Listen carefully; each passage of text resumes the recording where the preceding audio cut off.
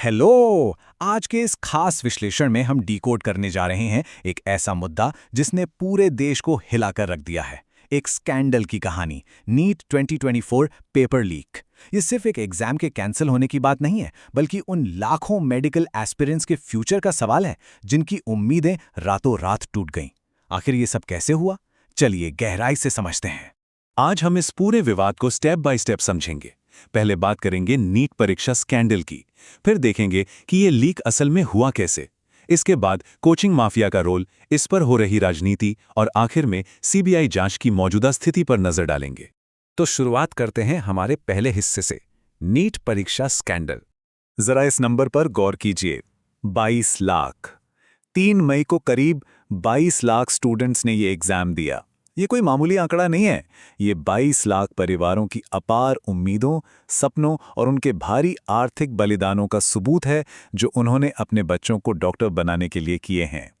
और अगर आपको लग रहा है कि ये कोई इकलौती घटना है, तो ऐसा बिल्कुल नहीं है।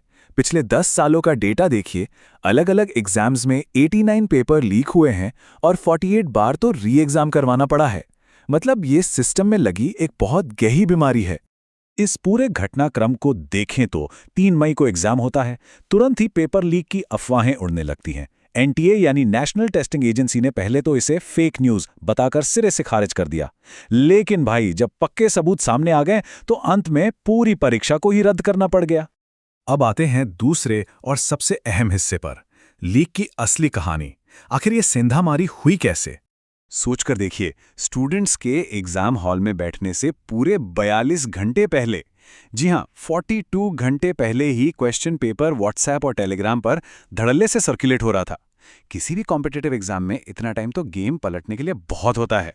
और इस लीक का स्केल देखिए। सरकारी मेडिकल कॉलेज में सीट पक्की करने के लिए 600 से ज्यादा नंबर लाने पड़ते हैं। अब हुआ ये कि एग्जाम के 180 सवालों में से 135 सवाल बिल्कुल वही थे जो लीक हुए पेपर में थे। एक तरह से पास होने की चाबी तो एग्जाम से पहले ही बांट दी गई थी। ये शायद इस पूरी कहानी का सबसे कड़वा सच है। एक तरफ वो गरीब और मेहनती स्टूडेंट्स हैं जिनके पेरेंट्स ने कोचिंग की फीस भरने के लिए दिन रात मजदूरी की, अपना पेट काटा। और दूसरी तरफ वो लोग जिन्होंने साल भर किताब खोलकर नहीं देखी, लेकिन 2 से 6 लाख रुपए देकर व्हाट्सएप पर सीधे जवाब खरीद लिए। चलिए अब बात करते हैं तीसरे पहलू की, कोचिंग इंस्टीट्यूट्स का बिजनेस। रिपोर्ट्स का इशारा उस मल्टी करोड़ कोचिंग इंडस्ट्री की तरफ है जो इस संकट के पीछे एक बड़ा कारण हो सकती है। ये कोचिंग इंडस्ट्री सक्सेस को कैसे मैन्युफैक्चर करती है वो देखिए। मान लीजिए किसी होनहार स्टूडेंट ने टॉप किया। अब कई अलग अलग कोचिंग वाले उसे 1-1 लाख रुपए थमा देते हैं, सिर्फ इसलिए ताकि वो अगले दिन अखबार के फ्रंट पेज पर उस टॉपर का चेहरा छापकर उसे अपना स्टूडेंट बता सकें। और यहीं से एक बहुत ही गंभीर आरोप सामने आता है। कहा जा रहा है कि हर साल हजारों नए एडमिशन्स खींचने और टॉपर्स की गारंटी देने की इस अंधी रेस में कुछ बड़े कोचिंग संस्थान कथित तौर पर अपने पैसे और रसूख का इस्तेमाल करके इन पेपर लीक्स को करवाते हैं। ये पूरा खेल इस करोड़ों के बिजनेस को चमकाए रखने के लिए है। अब जाहिर सी बात है, इतना बड़ा बवाल हुआ है तो राजनीति भी होगी। यह हमारा चौथा सेक्शन है, राजनीतिक प्रतिक्रिया और मांगे। विपक्षी नेताओं ने सरकार को कैसे घेरा है, आइए देखते हैं। विपक्ष के नेता राहुल गांधी ने इस पर कड़ा ऐतराज जताया और संसद में एक पूरे दिन की चर्चा की मांग की। उनका कहना है कि पिछले 7 सालों में 70 बार हुए पेपर लीक ने करीब 2 करोड़ छात्रों के सपनों को बर्बाद कर दिया है और इस दर्द को सुना जाना बहुत जरूरी है। वहीं कांग्रेस प्रवक्ता सुप्रिया श्रीनेत ने भी सरकार पर सीधा हमला बोला। उन्होंने सरकार के विश्व गुरु दावों पर सवाल उठाया और कहा कि शिक्षा मंत्री धर्मेंद्र प्रधान को पद पर बने रहने का कोई नैतिक अधिकार नहीं है। उनका सीधा आरोप था कि इन पेपर लीक माफियाओं को राजनीतिक संरक्षण मिला हुआ है। एआईएमआईएम चीफ असदुद्दीन ओवैसी ने भी तीखे सवाल दागे।